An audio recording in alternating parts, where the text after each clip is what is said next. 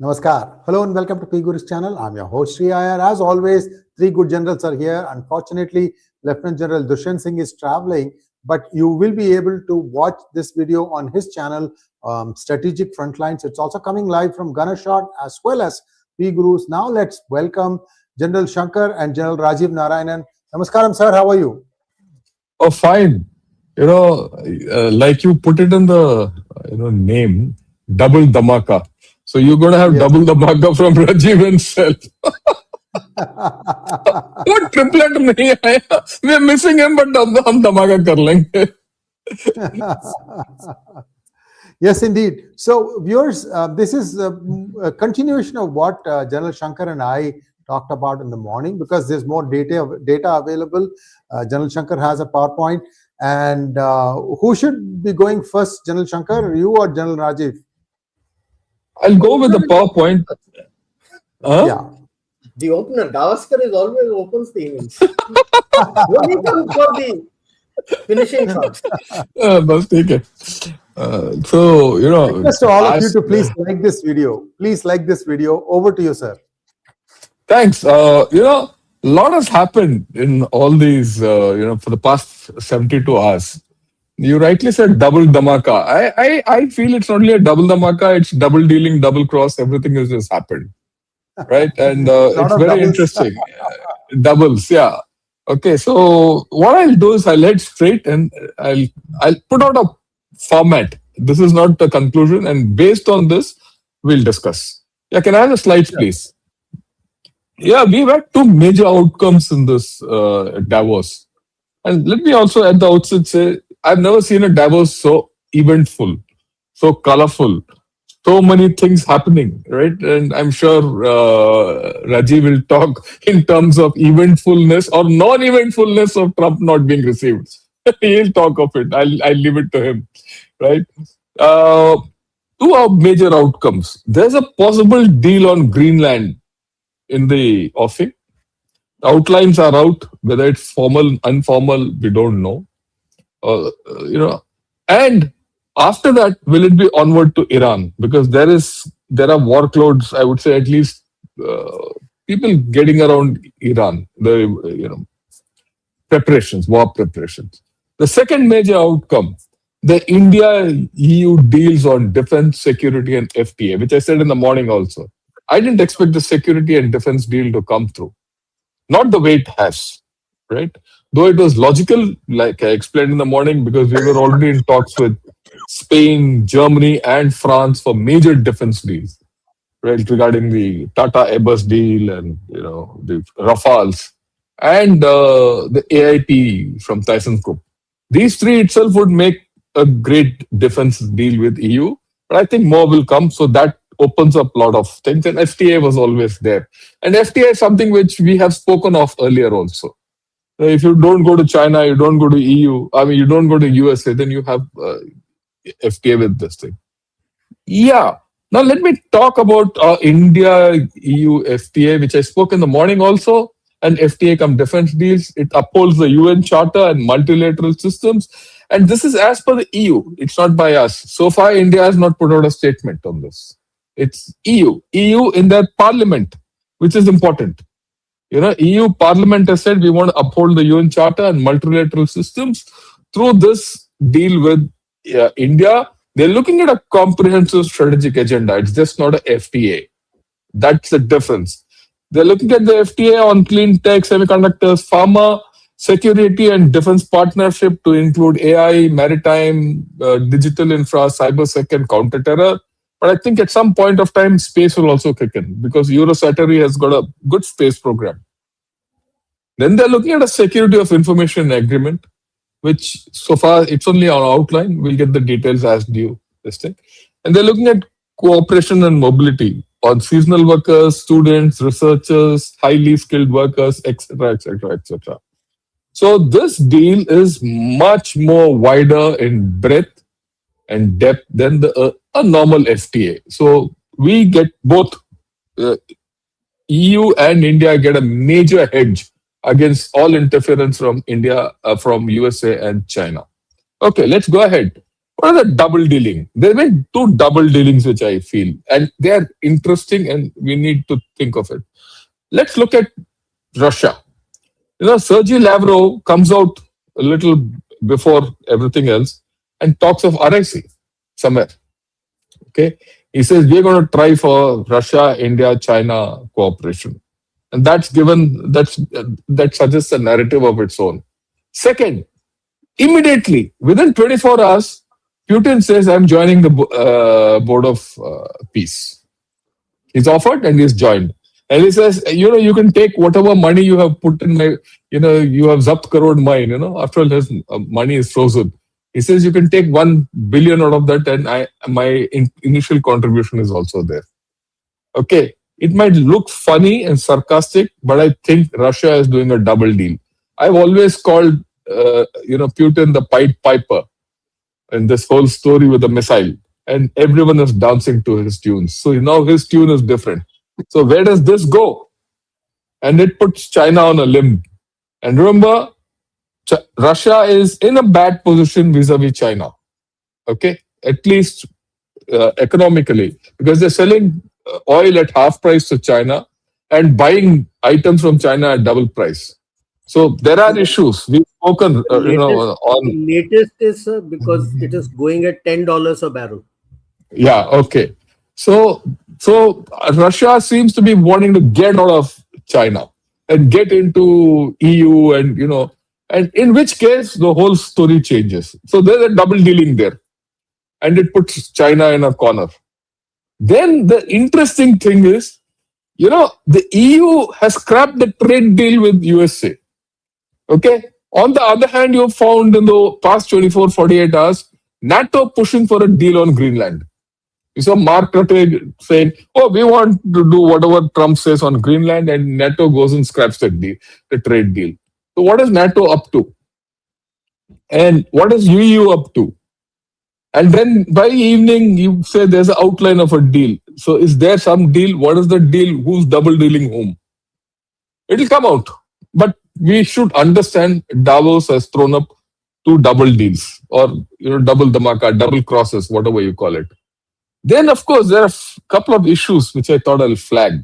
The rules-based order is dead. Now, the rules-based order, as we'll see, the UN Charter has gone for a toss. The USA wants the board of peace, and we'll see how it goes. And we also spoke of the Chinese Global Governance Initiative. So you're going to have this fundamental problem. This tussle is not going to ease out very easily. Then you have this issue of globalization versus deglobalization. China wants globalization, and USA has outrightly said we want to deglobalize. There's a conflict, huge conflict. And why does China want globalization? Because one thing is very clear, and this is something which we need to understand and everyone needs to understand. China is a one-pony trick of exports and globalization. If China doesn't export, it collapses. Internally, it's gone. Okay? It's only one trick is export, and export.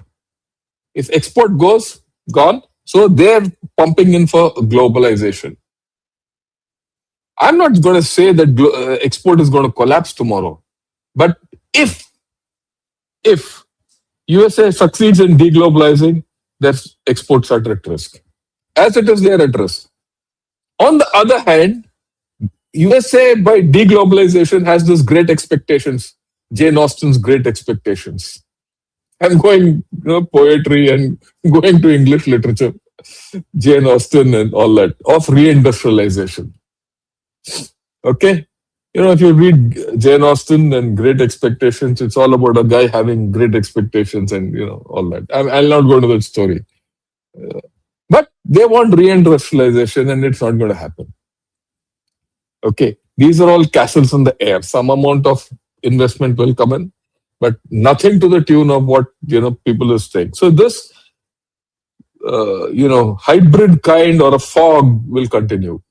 Now look at the Canadian PM. Now the Canadian PM as per many people, has given a great speech. I also liked it when I first heard it. I thought it was fantastic. But when I said, why is this man saying? The same guy spoke of China as the biggest threat, right? Canadians say that Chinese police stations function from Vancouver and Toronto and wherever. And Chinese have interfered in their elections. And amongst all this guy has gone and done a deal with China saying they're more predictable than USA.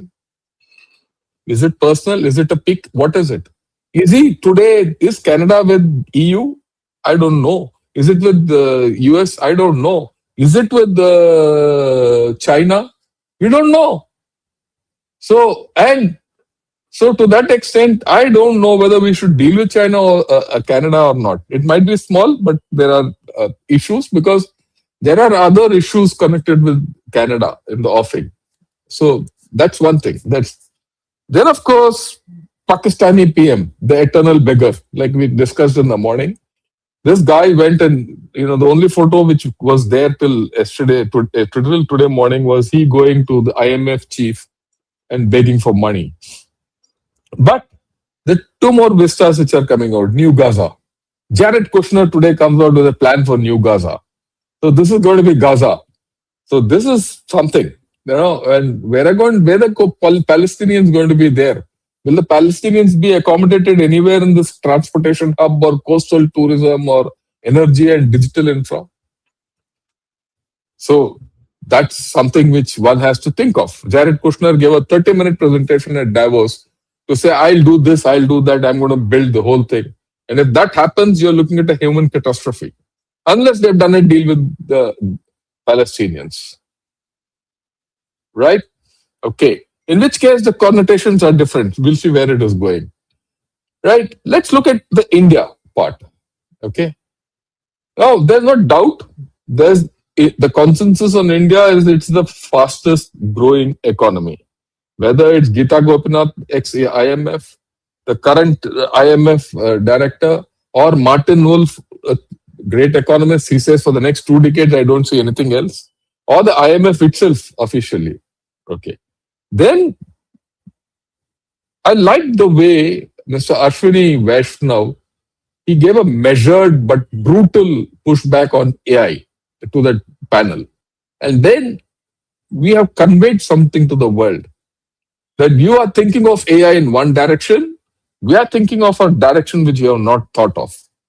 Okay. I always say, intelligence can be artificial as far as AI is concerned, but stupidity is natural as a fallout. Okay, and I feel that the Western society as a whole on AI is exhibiting natural stupidity of looking at AI the way they think it should be. And we are going on a different track where ROI is important, input costs are important, and outcomes are more important. And that came out very well. And I think India was on a great wicket here. And this reflects the mentality of the Indian psyche today, that we need to maximize on this opportunity. I think this realization is something which augurs well for India. But then there are a few questions. Between globalization and deglobalization, what we have to look at is selective globalization. All right, a targeted globalization, because a completely deglobalized fortress kind of a world cannot exist.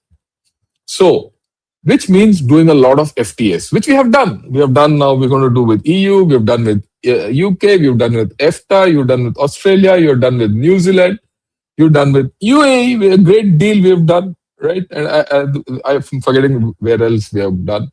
And more are in the offing, and Brazil seems to be coming, in February, their president has to come and it'll happen.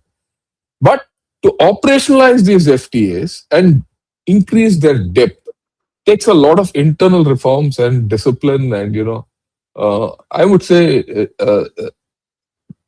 ensure that the corruption doesn't come in. If all these get subject to corruption, we are done. Okay. I think so. How do we manage this? Because a lot of money is going to come in. Along with this, you cannot get away from globalizing with USA because USA Incorporated, like I said, is investing hell of a lot in India. That's why I said India needs to get its act right. You need to have sensible reform, and we should ensure that we don't go into this manufacturing and industrialization story in a hurry, because that will put us in a pollution death spiral. What's happened to China will happen 10 times faster to us. That I think we need to understand this. But having said that, the EU deal gives breathing space to us. It gives us breathing space whether to join the BOP or not, the Board of Peace or not. There are arguments for joining, there are arguments against. We have to take a measured decision, and we'll have to also see which side the wind is blowing globally, right? And then take a call, because we have our equities with USA. USA has their equities with this. So I'll leave it at that. But this entire story reinforces the requirement of strategic and autonomy. We cannot get off the strategic autonomy line. And in fact, our prospects for uh, practicing strategic autonomy, I think, are reinforced in a huge manner. India is in the big league. Let's make no doubt about it. I've been showing this for the past 3 days. Okay. But I've done a little bit of a color here. If you look at the color out here, China and USA are going to be our problems in the future. Okay. EU, Russia, and Japan, Middle East, and Global South are going to be our opportunities. So how do you balance this out? How do you ride this out? How you hedge this out is the challenge. But make no mistake, we are in the big league.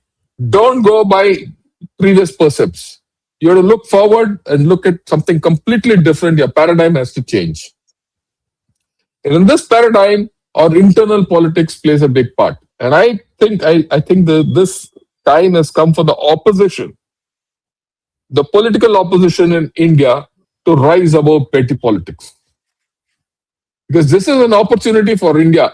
It's not an opportunity for Mr. Modi. It's not an opportunity for BJP. It's not an opportunity for RSS or Hindutva. I'm making it very blunt. This is an opportunity for every Indian. He needs to come on board, and we all need to go further. You lose this opportunity, you're gone.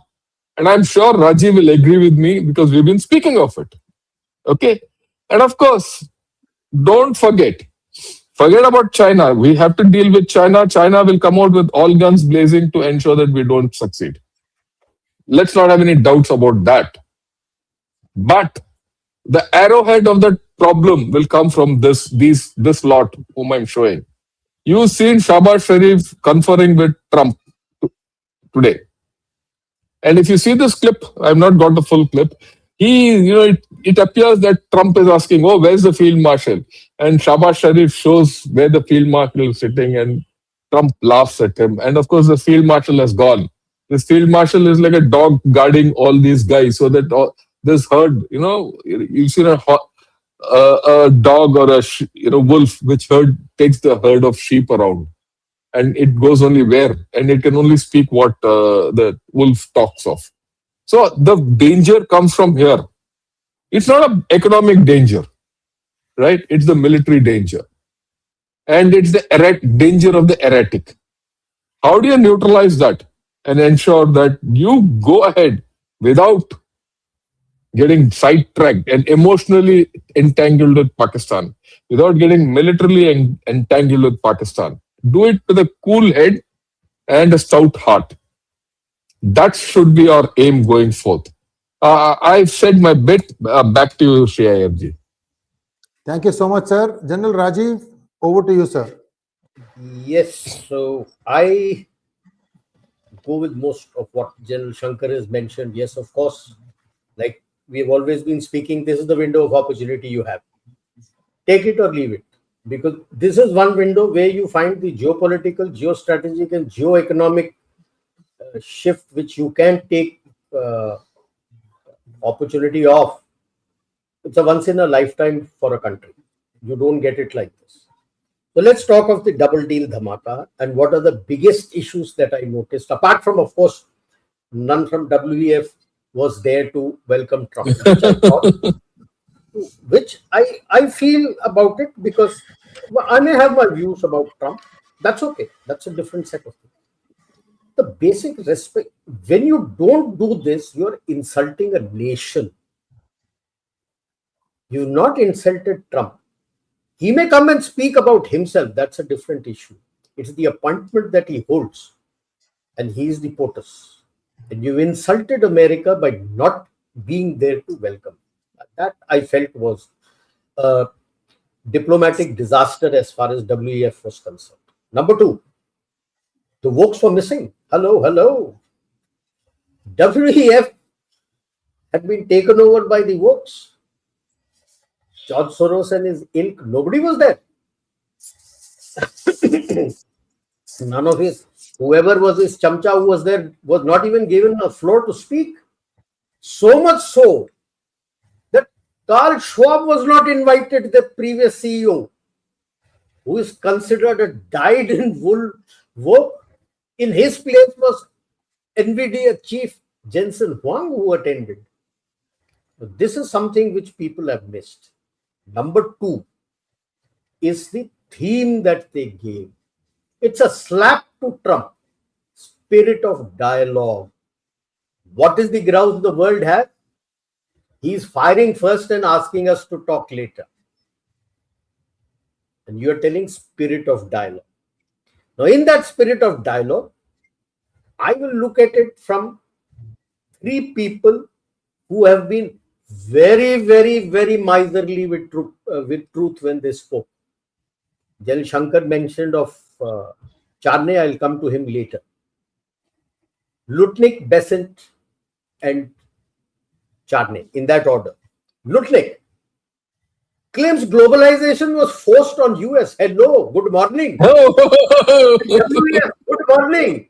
Smell the coffee. Whom are you lying to? WF came into being only in 71. By then, you had already started the industrialization, sending your dependencies to the Western Europe then. It was not EU and all. Western Europe and the Far East. Japan, South Korea, the Asian tigers, you started building them up. Whom are you blaming? WF? Hello? Can WF hold a gun to your head?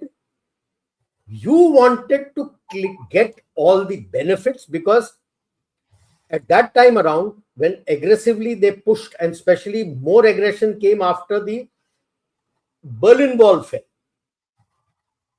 And then subsequently, who can forget the Pax Americana they made in 92, and then 96, they felt it was too imperialistic and renamed it as Project of New American Century. They pushed it relentlessly to be able to capture the market. That was the aim. Post 92, that became the aim, that the unipolar world, not only will you be the boss of the whole world, you will be the geo-economic boss of the whole world. So I had written a dissertation. So I'm sure he would not have read it at all. When I was doing staff course in Bangladesh, I had done a dissertation on balance of economic power and called it the future. The central theme of that was the big economic powers will eat up the smaller powers. They will not have, and so they must group together so they have better bargaining powers. Now, this is what is very essential in that theme which I had written, is something known as negative and positive covariance of rewards. There is a covariance of rewards. When you and I do any trade deal, there is a covariance. Somebody will have slightly more, somebody will have slightly less. As long as it is towards the positive side, that is left, you find you have friendly relations, threshold of integration, you have compatibility, it moves in that direction. The moment it starts drifting towards the negative side, if it is low, mutual relevance to each other is low, conflict doesn't come. Yeah, you will have strained relations and fine, conflict doesn't come. The moment mutual relevance to each other for the nations or the regions becomes more, and you start moving beyond the threshold of ambiguous relations, then you have either cool relations or you push towards conflict. What has happened? No, you can take that out. Okay, this I had quoted from a book written by uh, Carl Deutsch, W. He had taken it from. We never give credence to our people who have written wonderful books. Late Ambassador L. Rangarajan, Limits of Conflict Negotiations, written in 87. And he had spoken about globalization and the problems that you will face. And he is the one who had mentioned about negative and positive covariance of rewards as a concept. The chart was made by Deutsch, Karl, so I took it from there in my thesis dissertation, which I wrote. I'd called it multiple structures, for want of a name, which we today call a multilateralism. That if nations come together and with a major power, then you're able to negotiate better terms for yourself. Okay. Now, what has happened over the years?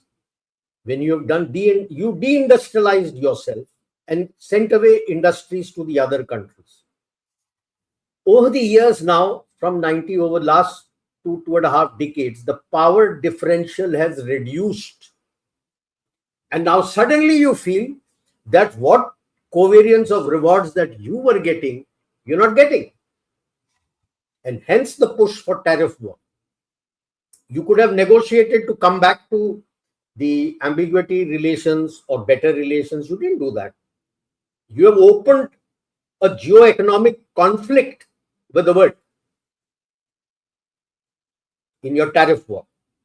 This handsome Lutnik forgets everything. No clue. Okay. Now, let's take Besant. Talks big about US economy, and he was talking of the automotive industry. Does the handsome know Chrysler has collapsed? Chrysler has collapsed. 4.6 billion loss last year. And even the other two major companies of his, which are the Ford and GM, General Motors and Ford. General Motors, yeah. Facing crisis. So what automotive industry are you talking about? Don't throw about like this blatantly lies that your economy is doing well, automotive industry has come up. How can it come up? Your aluminum comes from Canada and you have put tariff on that. The cars that are doing well, surprise, surprise today, are the South Korean and the Japanese automotive industry who's doing well in US, not the American automotive. See, the fiat gradual degradation of the US dollar as a fiat he has missed. There are no takers for his treasury bonds. That's a known thing. Countries are moving towards gold and silver and looking for alternate modes for international transfer from SWIFT. So that is where the bridge pay comes in and the digital interface payment system comes in. You are facing a major balance of payment crisis, which is not lost on people. You need almost over $50 trillion. 38 trillion is your debt already. Every 71 to 75 days last year, you have been getting into 1 trillion debt, which is 5 trillion in the year. And the treasury bonds, which are maturing now, you need anything from 9 to 10 trillion dollars.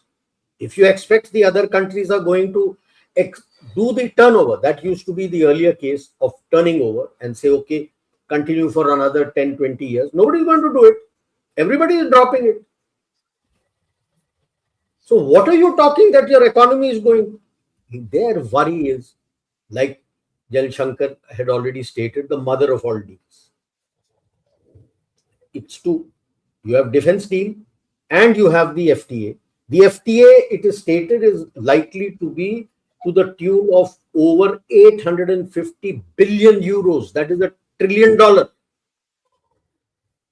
trillion deal. And very clearly, both sides have kept the agro and dairy industry out of it. You charge whatever tariff you have to, I charge whatever tariff I have to for your industry. Now, this is a pushback onto the US. How does he do the deal with you? That's why Trump at the end of his speech saying, no, we have good relations, we'll be getting a deal. You'll get no deal. You come with an abrasive, foul language, you're not going to get any deal. Now, this is a total shift from transatlantic. If the defense deal and other things get actualized, like General Shankar also said, it takes a little time. We also spoke about it yesterday. It takes at least a year or two for it to get completely actualized. Once it gets, if and when it gets actualized, I would say not if, when it gets actualized, the drift is complete. From transatlantic, it becomes trans-Indian Ocean. How do you manage that? Now, if you wanted people to be with you, why such foul and abrasive language like a cheap thug on the road? Is that the kind of language you're going to speak to your allies and you expect the allies will lump it? You're doing a deal with NATO and you're telling NATO is going to have a deal with Greenland. Who the hell is NATO for Greenland? You're supposed to be talking to the EU Council, not NATO. I'm sure Rutte will get a wake-up call from the EU Council and boot up his backside. On what authority is he talking about Greenland? Of giving Greenland away to US? Who is he? If it is within the NATO structure that they can make additional bases and whatever he wants, the treaty is already there of 1951. I am not too gung-ho about this NATO talk that he has spoken to NATO, because NATO has nothing to do with territorial authority. That comes to the EU Council. And they can decide, okay, this portion of territory of Europe can go to the US or not. Not NATO. And that is why France and Germany and others, Denmark, they've all very clear. One boot of the US on ground, all NATO bases go out from US. They have also threatened to seize all US accounts in EU, and there are close to about 15,000 companies, small and big companies operating in EU. They'll be booted out. What does he do? He has not thought through. They've not thought through. They are still living in the 50s. These are the new gen, or I would say the unipolar world of the 90s. The neocons who are there. These are the new gen neocons who have no clue about anything. How the geopolitical situation is just. They have no clue. Because if he goes down this path, you'll suddenly find instead of transatlantic, it is trans-Indian Ocean. Trans, I would say, Mediterranean and Indian Ocean. Now look back. How India, along with Israel and UAE, has been securing your Red Sea corridor. You have now footholds available in Somaliland, Djibouti, of course, France is there, US is also there, France is there, Eritrea. You just have to cater for South Sudan. That's only in Port Sudan, there is a presence of Turkey. That's about all. Otherwise, your Red Sea is through. The Houthis don't touch you. They're scared of the Indian Marcos. Now look at handsome Carney. I call him a charlatan. Well, for years, Canada has made use of the same fraud rules-based order to suppress the global south. And you were very happy when all the greenbacks were coming into you. And now when the schoolyard bully has turned on you, now you cry that the rules-based order is gone. Where was the rules-based order when you did everything on the back of US?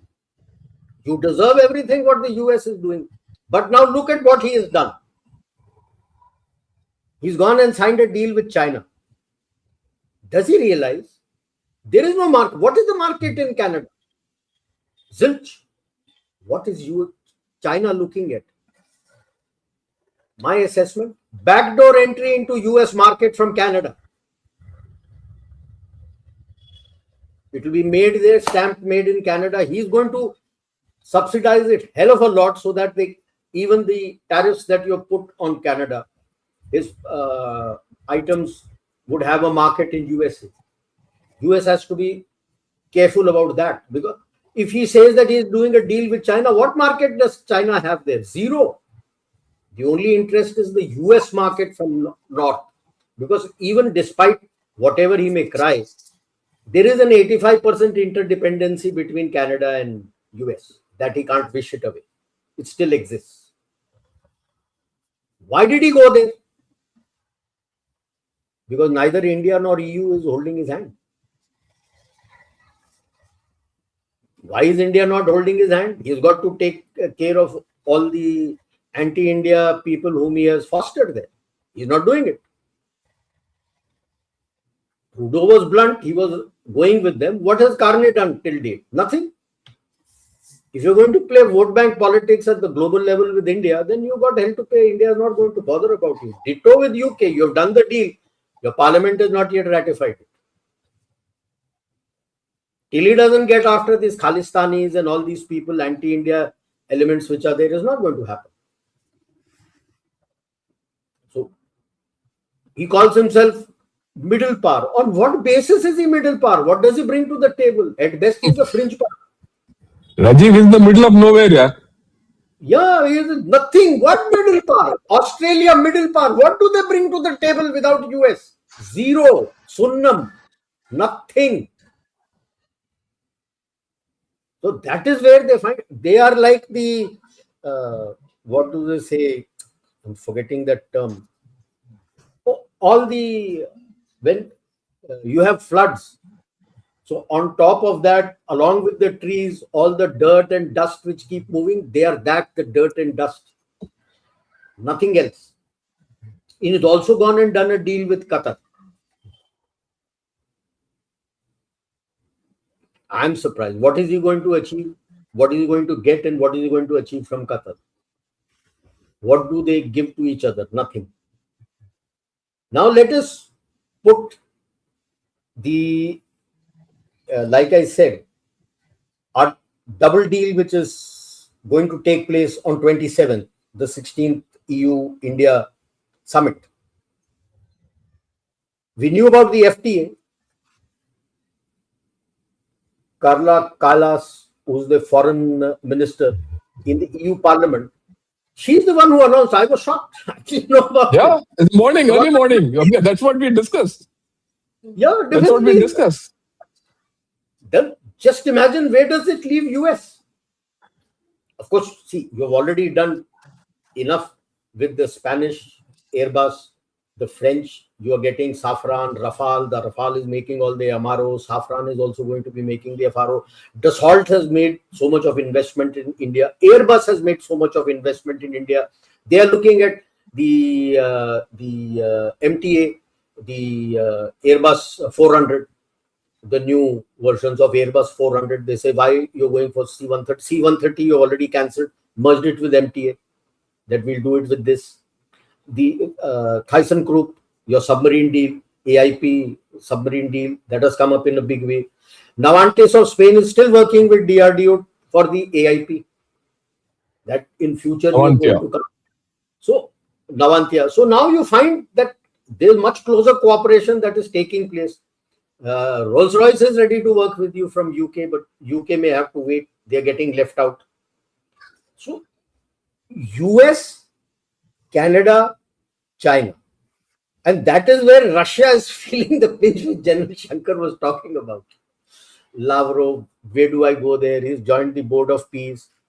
That 300 billion that you have frozen of mine, you put it there.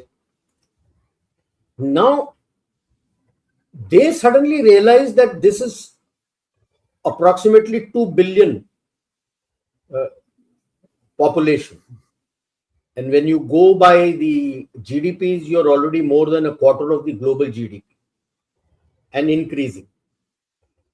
More than a quarter of the global GDP. Today, people are talking not only of China's demography being half, even now they're openly stating that the GDP is also half. Yeah, obviously, we'll talk of that. IMF and EU have shifted towards India. They don't need China. So now the truth will come out more about China. They've already stated the growth rate is not even 5%, which was stated earlier. It is less than half of that. You're talking of 2% or less. So the switch which has come, this has come back to what I would term, which I termed earlier with the previous podcast with Sri Ayerji, concept of multipolarity. call it by the theme because in the 19th century, post Napoleonic War, 1814-15, when all these five big powers had joined together. France was also there, it was a big power, so Napoleon went, so what? France, UK, Prussia, Germany had not been formed, Prussia, Austria, Austro-Hungary, and that Austro-Hungary had still to be formed. It was Austria and Russia. And Metternich was the foreign minister of Austria, although Austria. he's German, Austria, and he had coined this phrase, concert of Europe or concert of nations, which is the balance of power theory. And now I coined the term from that as concert of multipolarity. It is not that EU and India have become really close to. EU and India will be something like the transatlantic deal that they had with the Americans. It's not going to be that. So there will be EU with their allies, India with their allies, Russia with their allies, China with their allies, and US with their allies. So at the moment, two of them are coming close to each other to balance out the others. Which way does US go? How does it move? That will dictate what is going to come for Trump and his team. Because it is going to be tough times. Because of that, we have to be careful. You see, with all the, who are those people, if you leave out Russia, who are the people with who he has on his board of peace? Most of them are anti-Indian. Despite Israel's objections, he has brought Pakistan onto the board of peace. So for us, we have to be very careful. So China is hurting, US is hurting, big time. So they'll be external, but more there will be a lot of internal challenges in this coming 2 years we have to face. They will pose this to you. It's not going to be left unresponded. They will do it. And EU is going to face even more internal Islamic challenge. You'll find more and more. Because he joined hands in the board of peace with most of the Islamic countries. France is there, so let us see. I look at him like he's trying, has he joined up with Soros? Because the toolkit he has used is very similar to what the leftists use for regime change in a nation. And he's trying to upset and get a regime change globally. Demoralization, destabilization, chaos and order. He's not been able to demoralize. He's attempting to destabilize countries through tariff war, not working. He wants to create chaos so that then there will be an order. But what he forgets in the basic theme of this leftist concept of regime change is that the person who's creating the chaos is not the person who organizes the order. He's already selected that man. And he has bought off everybody for him to be supported in that country. And then when there is chaos, this person comes and sorts out and he's acceptable to everybody and comes up as a leader. तो कहते हैं नकल के लिए भी अकल की जरूरत होती है. And you can't cut paste it at the global level and say I will create all distortions and then people will come to him. Nobody has come to him. The blow hot, blow cold strategy has worked nowhere in the world. So, certain things that he has done, like we already spoken of Greenland, so I will not speak about that. Palestine, he is very clear. And he had mentioned it also earlier when he had come to Israel and he was flying off also. Gaza and the West Bank is not where he looks at Palestine is going to be. Initially, when he had mentioned Egypt was not agreeing, then he has arm twisted that. General area, Al Arish, in the Sinai Peninsula. Al Arish is a port on the Mediterranean. That spread is going to give them a large chunk of land there in north, and that is where Palestinians are going to be. That is the background to disarming them, the Hamas. It's only when they get disarmed then they can go there. All these big towers and everything, half of them is going to be Trump Tower. He's a reality sector man, he wants it. But that's a dream. Let's see how much it How can much? happen. Then AI, fine, he gave a pushback. But the issue is we have no model. Have we made anything equivalent to our own chat GPT and all? We are making a data centers. Big time. You need data centers for your chat GPT or Grok or Gemini or Perplexity equivalent. When you created your data centers, the moment you have a platform of your own, that this is the India-made AI, then I think the others will accept the logic. Otherwise, the logic which he gave was brilliant. That I think will it will accept. come up. I think it will come up. What you're talking about, Once the India that stack. comes up, then there is no way that they can do. But You EU and remember the this next, guy? No, Raji, if you remember the chap Sarvam AI guy who came, ha. he met, you remember he came and spoke to us in Agnishodh. He is working on the India stack. So there is Yes, something happening. I don't there think is work on. that will put out. So Yeah, yeah. that's why I say the moment you release a platform, it shuts the mouth of the Oh, there are Western world. many people. Yeah, yeah, I agree with you. Then the number two, EU and the US funded people used to give the global various index, happiness index, this index. Remember, your happiness index, you were even below Afghanistan and all these places. Hunger Also, index, you yeah, were helping countries, you were even below them.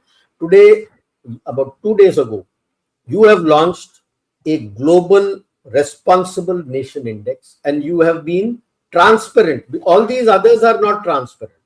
You have been transparent and given out the matrices. You are at number 16. US is going to be screaming. They are at number 66.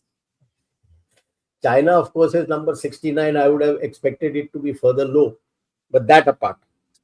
So, and the last point which Gen Shankar had made, as I see it, US incorporation and Wall Street are not on the same page as Trump and his team. They are not. They have invested very heavily in India, despite whatever Trump and his team may be screaming, dead economy, this economy, that economy. They have invested big time. They've only spoken big time about investment in US. The actual investments have come here. So the world is changing. I think the coming 2 years is going to indicate towards that. And the next 5 years are going to be crucial. Don't expect the resident king of the pile to give up in a hurry. He's not going to. yeah, So, yeah. I agree with like you. I said, Yeah. it's going to take you at least about another 2 years to actualize all the deals, especially the mother of all deals that you have done with EU. And then another 5 years more. So the coming about 7, 8 years are going to be crucial. So whatever I have said about the concert of multipolarity with no fiat currency, slowly the contours may emerge through this and get finalized around 7, 8 years down the line. So I'll stop here. Thank you so much, sir. Your video has been choppy. I don't know why. It started out fine, but it got choppy. It's okay. We are now at Q&A session, so we'll probably just continue going I on. have a few Viewers, points. I have a few points. one second, sir. Before I'll yield the floor to you. I'll You can get conclude. Yeah, I just wanted to say one thing. You are watching this live from 3 different channels: Strategic Frontlines, Ganashot, and P Gurus. Wherever you're watching, please like this video. It's vital that our message go and spread far and wide, and you can make that happen. It's in your hands. Thank you very much. Over to you, General Shankar. Yeah, whatever Rajiv said, I go with it 100%. I mean, I don't have, we've been discussing it. There's no difference of opinion. Okay, it's only a matter of how you look at it from different angles. So I want to put across a few points which only reinforce what he has been saying. First is the EU deal. The EU deal will have problems. Let's be very clear. Within EU is very fussy, and within the thing, all these Europeans are quite fussy. They have to get out of that fussiness. That's the first. First thing, when you deal with the EU, Europeans, you'll know how fussy they are. And that fussiness is ingrained in each constitution of the nation. And they have not given it up in the EU Parliament. But the great thing which has happened, like what he said, this Defence and Security Pact has been announced in the EU Parliament, which is something, which is what actually, put my antlers up. That's the first thing. The second thing is this Defence and Security Pact is based on solid principles of C95, the Tata Airbus deal, which will grow into a bigger Airbus deal with our transport pilot aircraft, and also maybe civil aircraft, because we have the fastest growing civil aviation sector.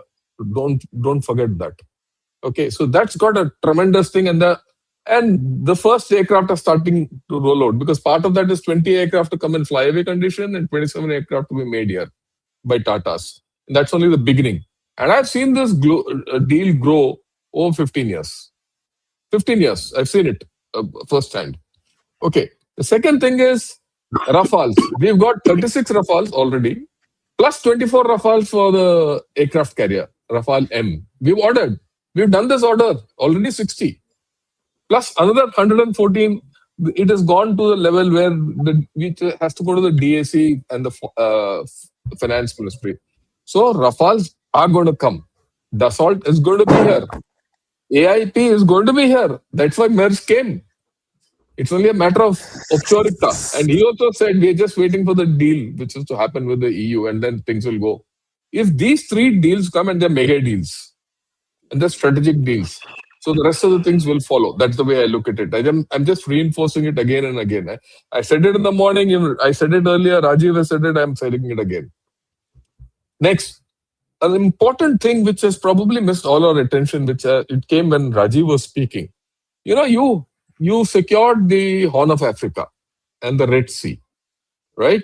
You secured the Arabian Ocean, Western Arabian Ocean, or the North Arabian Sea, whatever you call it, right? And then the Suez is there already. Israel is sitting with Egypt, and we are okay with Egypt, and everything is fine. Israel has done a pact with Greece and Crete, and they have asked you to join in, 2+1. EU is now coming on board as a major partner of this. So what will come through IMEC? And this IMEC will be less US. And it will also bypass Saudi Arabia, right?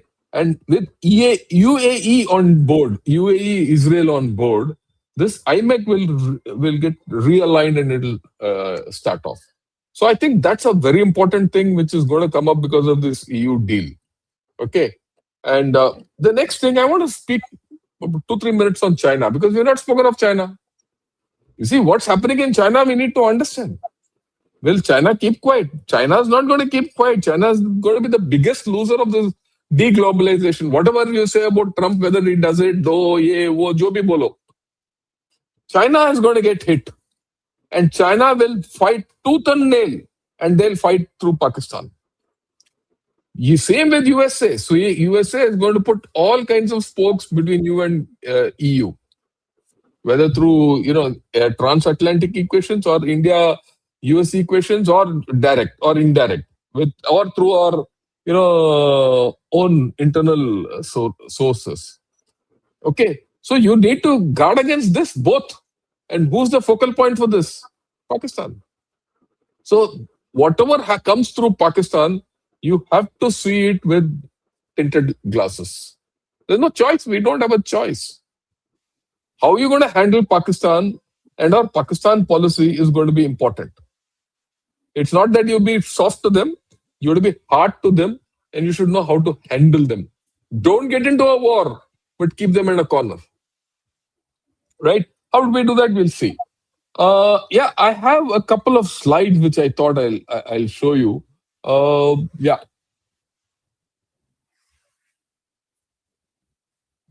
Can I have the slides, please? You see, there's a very interesting slide I got out of the Rhodium group. Okay, this is the kind of GDP which is there in China.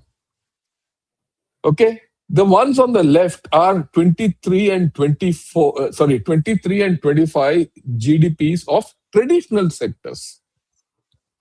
And these are the new sectors.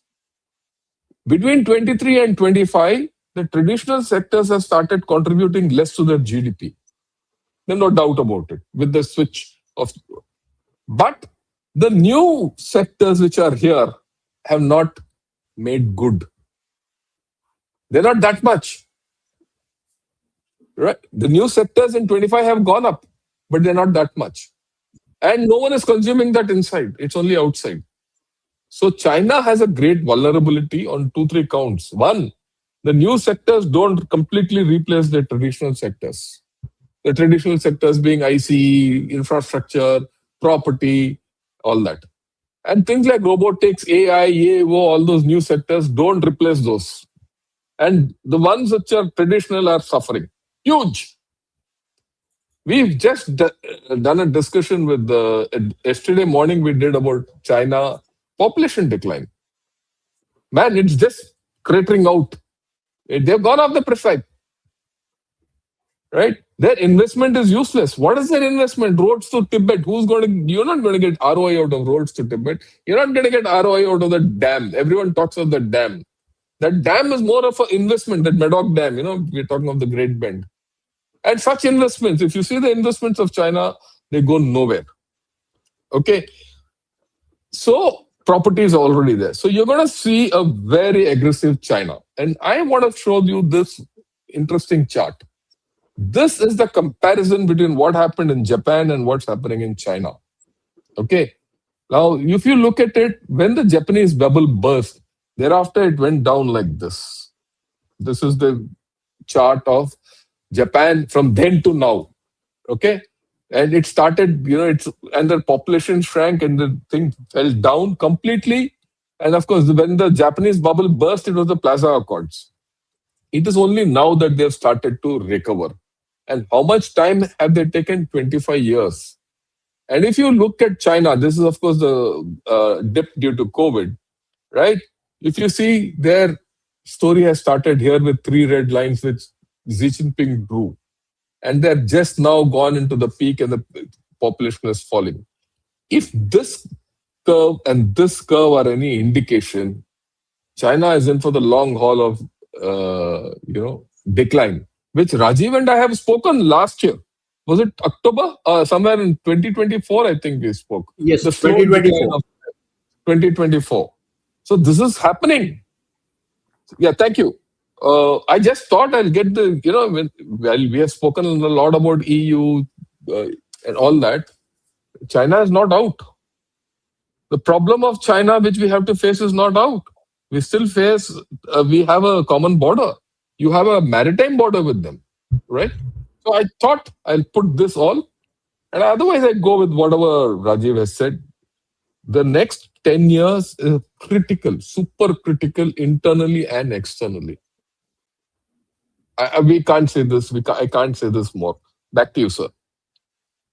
Thank you so much. General Rajiv, would you like to add something to this conclude? Then we can go to the questions. That's why, like what General Shankar had mentioned, China has only a single strategy of export, nothing else. And that is where I look at the deal that China has done with Canada, backdoor entry into US. Don't be surprised if the northern states start finding a lot of Chinese goods coming in from Canada. It's a porous border. Very true. Very true. That's what he's looking at.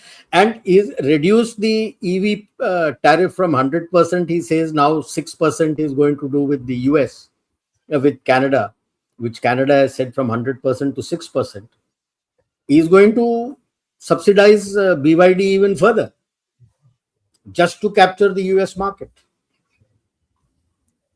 So you find that is how he's going to, otherwise there is no survival. And when these two powers are going down, they don't go down without a fight. They'll fight.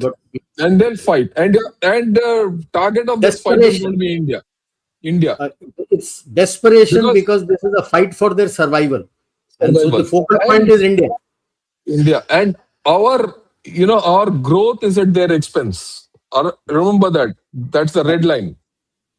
Correct. And the other point, that's why I said EU already has a big problem of radical Islam within. You will find the spikes taking place further there. There. Because these are the two they find that they are going out from us, start creating problems for them. So I'll finish here. Thank you so much, sir. And we have a few questions from our viewers, sir. First one from Cosmic Reason. Thank you so much, Cosmic. Is India-EU deal the reason why UGC like things are happening?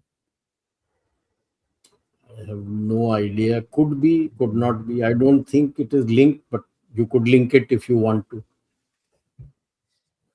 Too early to say. Next question. Next question to you, General Shankar. This is for you. Bobji Krishnan wants to know, how is Davos still relevant when every world body has become impotent? Look, that's the only place where I think transactions happen. It's in a transactional world. Transactions are happening there. So there's no way you can get away from it. Yeah. From 2027 onwards, you might have an equivalent of autumn Davos in India. Discussions are already right. on. The city has to be finalized. Next one, please. Rebound. This is for you, General Rajiv Narayanan. Rebound psychology in post-divorce of EU from USA defense enabled EU-India defense pact duration? Oh, well, it's not exactly a divorce. Where does EU go?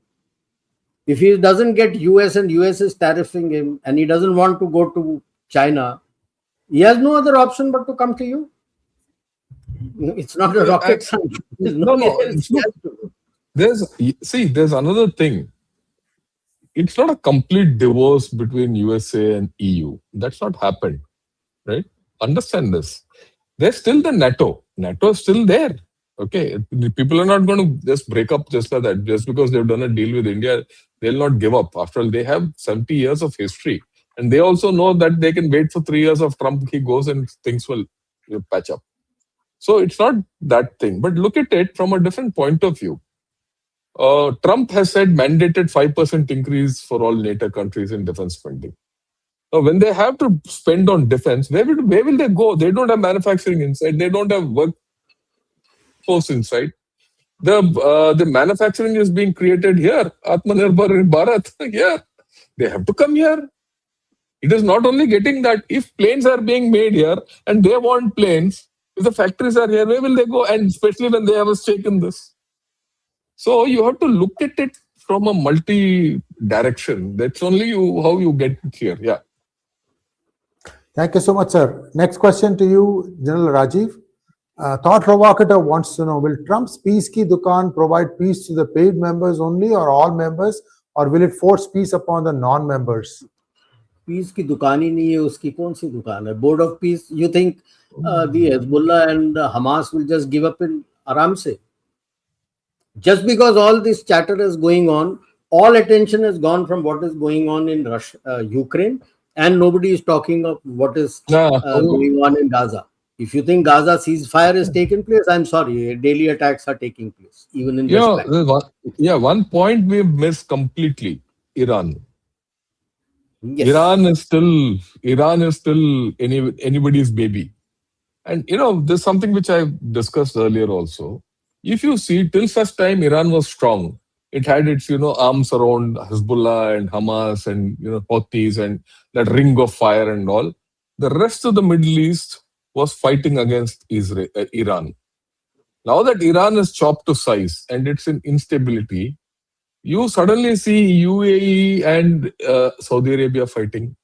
Suddenly you see something happening in Somaliland, Yemen, something happen in Sudan, something happening in Libya, something happen in Syria, okay? And something happening, Qatar is taking its own story, Turkey coming in, Turkey time.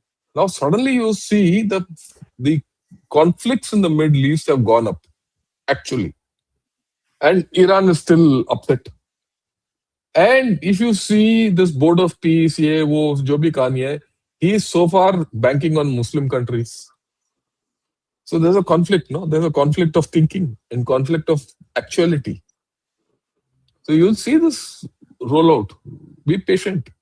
You can also say, another way I look at it, बोलो हाँ हाँ हम join करेंगे board of peace join करेंगे जब करना है, then we'll see which let some time pass.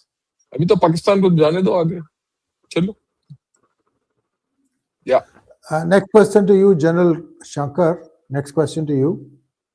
Can we bring it up, please? Yeah, will India-US defense deal hamper indigenous R&D projects? Shouldn't the defense sector be self-reliant in the long run? DRDO also has AIP for subs. No one gives know-how and know why. Yeah, I agree with you completely, right? But the fact is, DRDO has not proven its AIP so far. It's in fact not proven.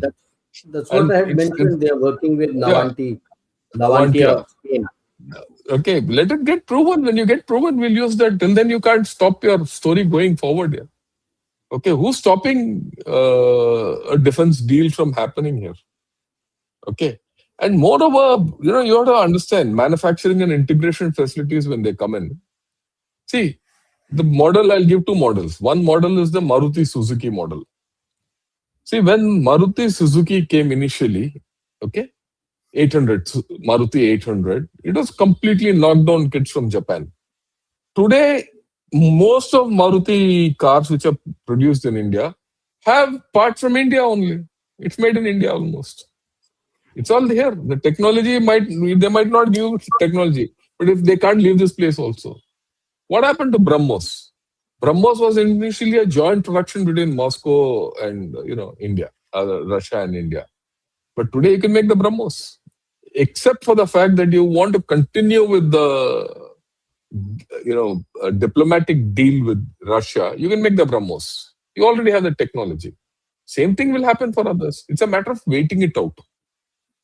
And I go back in time when I was a brigadier and a general. Initially, I did become a general, and I was handling this. There was a lot of criticism about BrahMos within the army. MOD, everyone, but we held firm, some of us, and see where it is today. So you have to be patient in these. In many of these deals, or where technology transfer has to happen, and your capacities have to increase, and your skill sets and capabilities have to increase, it takes a minimum a decade. These are all decadal processes. Be prepared to get old. Only then you'll get that capability. Yeah. Next question to General Rajiv. If tensions ease out between USA and EU in the near future, how will it impact the spark of EU with India, especially the defense part surfacing after Kalas's comments? The defense part has got nothing to do with US. As it is, how much of US equipment are they buying? Not much. They have their own vibrant defense industry. Yeah. Even if it eases in the future, it'll take at least 3-4 years for it to ease out. Once trust is broken, it doesn't happen. You don't regain it very fast. At some point in time, I'm sure it'll get eased out. That's why I called it the concept of multipolarity. So EU will have its allies, US will have its allies, you have your allies, Russia has its allies, China has its allies. So when I'm talking of strategic autonomy, I should be very clear. Strategic autonomy works both ways. If I am saying that where my national interests coincide, I'm going to have relations with the others, how can you deny that to the other person? When you're not doing strategic autonomy. So if at some point in time in the near future, EU feels that certain aspects of their interests are met with USA and Trump and his team has gone, they're most welcome to do it. That is what the concept of, that is what is called balance of power. That's how IR works. You are looking at it so much, sir. Bipolarity. Don't look at it from bipolarity. Bipolarity is over. Thank you so much, sir. Next question also to you. 28 EU nations need to ratify trade deal in Parliament. What if Trump or China stops even one of the 28? Is UK-India deal through in UK Parliament? Neither Parliament they have placed it, and yes, that's why I said it will. Just because a deal is signed, and that's what Gen Shankar had also mentioned. Just because a deal is being signed doesn't mean that it is going to work. It's not going to. It takes its time. I gave it 2 years. And Trump and China will do anything and everything to get it scuttled. That's part and parcel. Thank you, Sajid Kumar, for your donation. And now, thank you, Puramuk. Are our ads capable to counter something like Davos? General Ravi Shankar.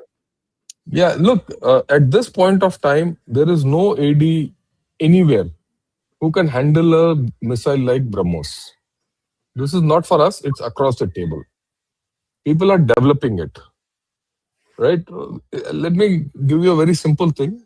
When a missile goes at 3 to 4 Mach, a AD system has to go at about 7 to 8 Mach. Okay. And once you cross the threshold of 3 Mach, the time and reaction and everything is very slow. So people are working on it. So I don't think even China can stop a BrahMos from going. I don't think USA also has got the capability of stopping a BrahMos at this point of time. So it's everyone's problem. I leave it at that at this point of time. Yeah. Thank you, sir. Buddhabak, thank you so much for your donation. FTA is stupid move for India. We just export raw material to EU and import their high quality product. General Rajiv. Oh, no. Everything is going to be made in India. They don't have the range, scope and depth, anything. They don't even have the population. They don't have people there to make it. Okay. And they have an internal security problem. Oh, a lot of Islamic guys are there. If they start making things inside, they're done. And, they have to increase their defense budgets internally. Where will they get items from? Next one, please. By the way, I would also say that their part of the FTA is getting their luxury cars and other things inside. They've already come.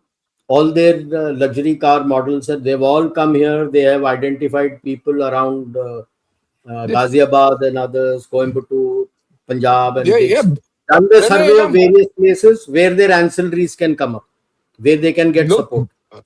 BMW has a factory here in Chennai, and not now, for the past 7 years. 7 years. Okay. No, I'm talking about the luxury model, high-end luxury model. For them, for suppliers, they've already done the survey in India and gone back for this FTA. In fact, if you see the most penetrated cars, high-end cars today, besides Japanese, are the German cars. You see Audis, Merc, right? BMW on road. Ferrari, Porsche. They've all come and done their survey here and gone to identify where they will get their material, value addition material, where their local suppliers can be. They've all done. Don't underestimate the power of your auto industry supplies. Okay. Next one, please. Thank you so much, Tara. Pranam to both generals and Shri sir. Yeah. Let's go to the next question. This is for General Rajiv. Starmer will visit China very soon. Today in Davos, UK says they will bait China if necessary. If they help China militarily, isn't that a crisis for US? NATO secretary still calls Trump his daddy. What help is Britain going to give militarily to China? Don't make me laugh. That's a joke. Britain helping China. China needing help. If he says that he is going to ask China to help him militarily with various defense products that he wants to buy, that's a different thing. What militarily is he going to affect? Nothing. We've been telling Gen Shankar and I that without US, NATO is zero, sunnam.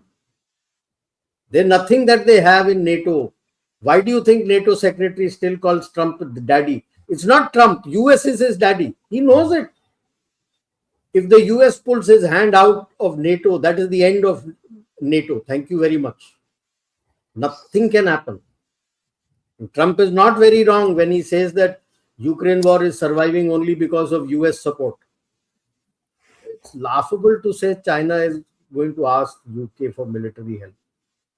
He is also going in desperation, but how does it help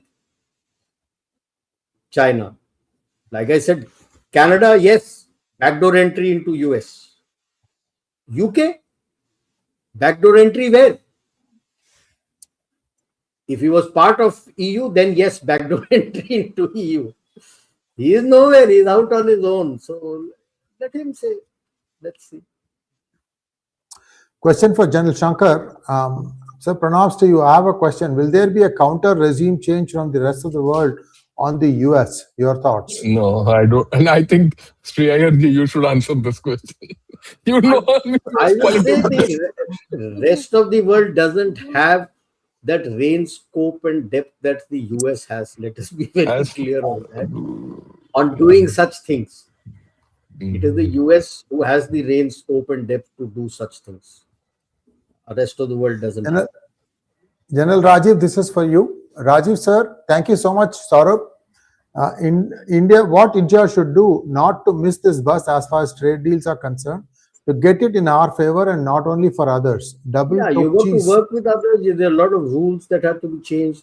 You industrialize, you got to make sure that your environment doesn't get damaged. Look at Delhi's AQI.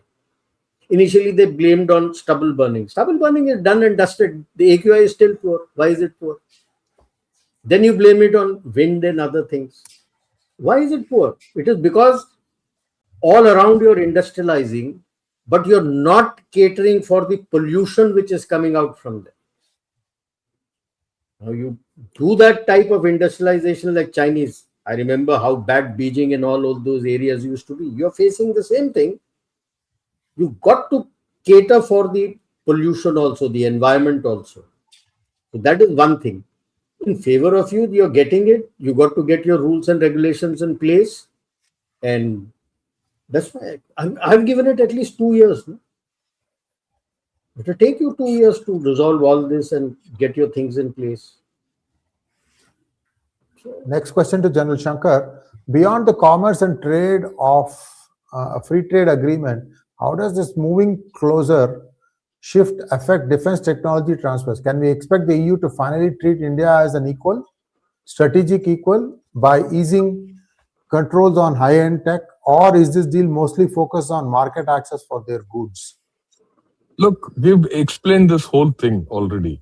Okay, it's going to be a gradual process. Like already Tata Airbus is producing here. Rafale has, Dassault is coming here.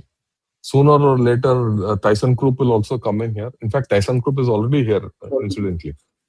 Yeah. Okay. So they'll come. Once a factory is put up and everything is put up, it's not going to go out. Okay. And so this will only grow. Just be patient. We are not talking of high-end technology. Is not one small thing that we say this is high-end technology. When you say high-end technology, it's a bouquet of technologies which go into one, making a shape or a submarine or an engine or, a particular system. There's integration technology, there is, electronics in it, there is hardcore technology, there is metallurgy in it, there is welding technology. There's a lot of technologies which are there in it. It's not simple, it's not one. Okay, we deal with it. Both of us deal with it on an everyday basis. We know what all technologies are involved. You need electronics into it. So it's going to happen slowly. What I would just Next add question to for this General is Rajiv. that all these deals and like what General Shankar said, your regulations, your ancillaries coming up here, this is the foundation that you are setting up for developing it further and further. Don't be, I would say, quick on the gun for going there. Haste makes waste. Yeah. Next question When to you you, say quick General on Rajiv. the, no, 1 minute. When he says quick on the gun, right? Dekho, quick gun, Murugan, mat banna. No quick gun, Murugans here. Very true, very true. Thank you, Ravi Patnaik. This is for General Raji. Paki origin lobbies are in large numbers, both in and outside White House. Who keep constant pressure against Bharat? I don't think so. Whatever it be, all said and done, this is one weakness we've all been speaking about. We are very weak in narrative warfare. In cognitive warfare, we are very weak. But things are happening, at least at the military level. I have been involved in a couple of issues, and we are working towards that. It takes time. We never thought about this earlier. We have never been part of it. Pakistan, by virtue of being in CENTO, and being on the good books of the CIA and others, have been part of it. You look at most of their anti-India media that is available there. you'll find a whole lot of Pakistanis who are sitting there. So, Next one, please. This is for you, General Shankar. Thank you so much, Saurabh. चलो range lethality precision को और बढ़ाते हैं, हम shell को rocket, rocket को missile बनाते हैं. IIT Madras.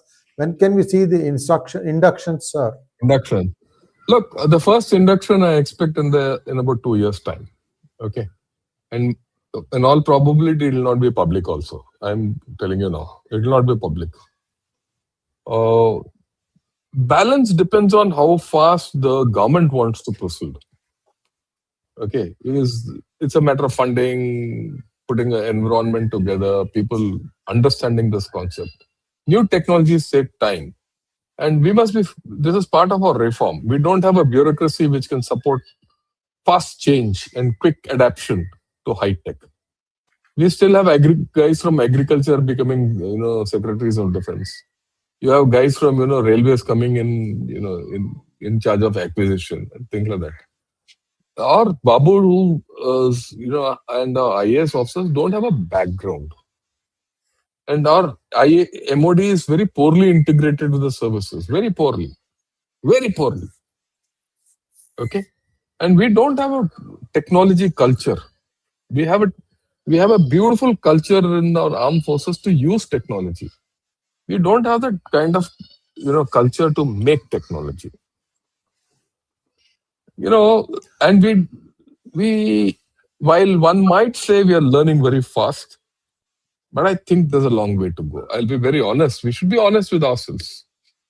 Okay? And if you could, and this is a national culture, if you could be so good at absorbing technology or making your own technology, right? So many of our IIT graduates and engineering graduates shouldn't be going to USA and other places.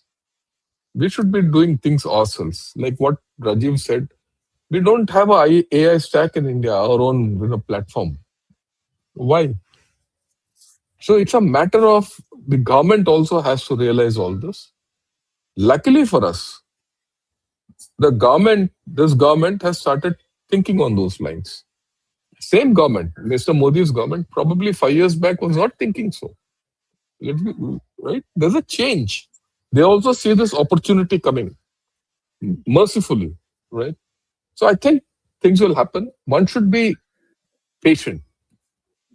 Things are happening. One sees it happen. I'll put it in a different manner.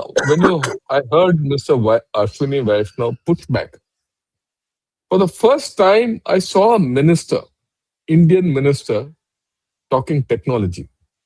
We've never had someone like that to talk technology. That itself is a great change.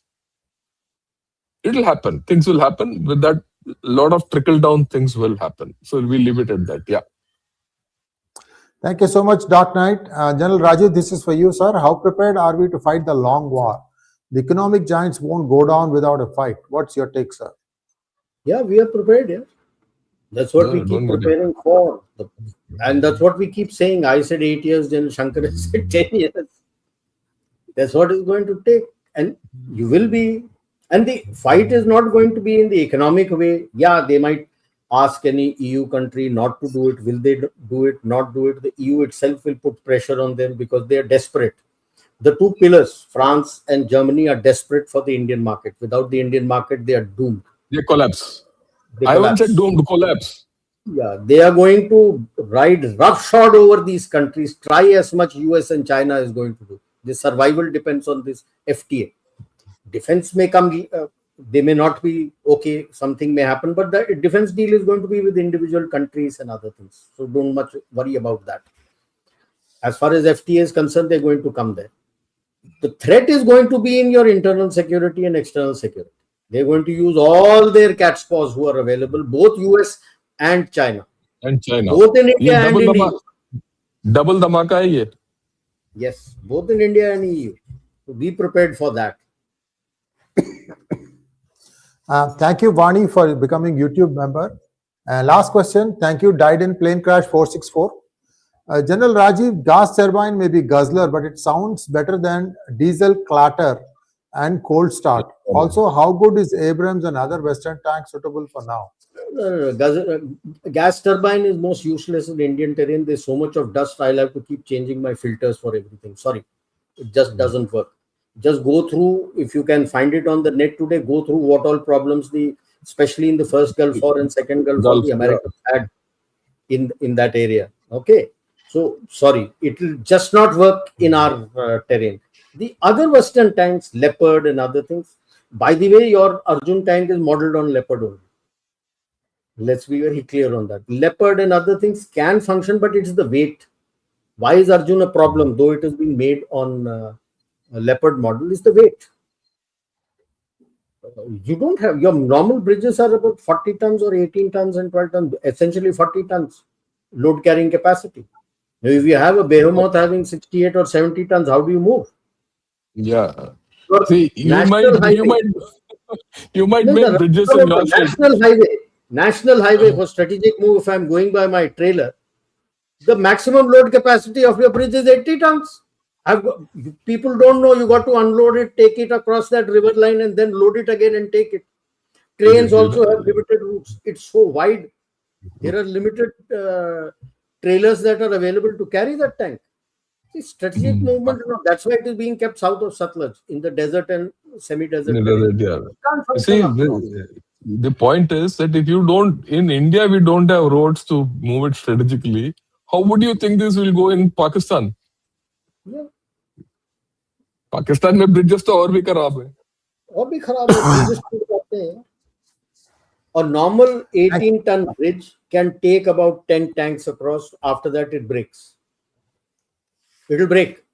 So I can take a chance and take 14 tanks across in a rush in an emergency. After that, thank you very much, that 18-ton bridge has collapsed. That is a normal tank. That is normal about 45, 50-ton tank. Now, this is a behemoth. 70, 72 tons. That is the problem. And thank you, talk provocateur.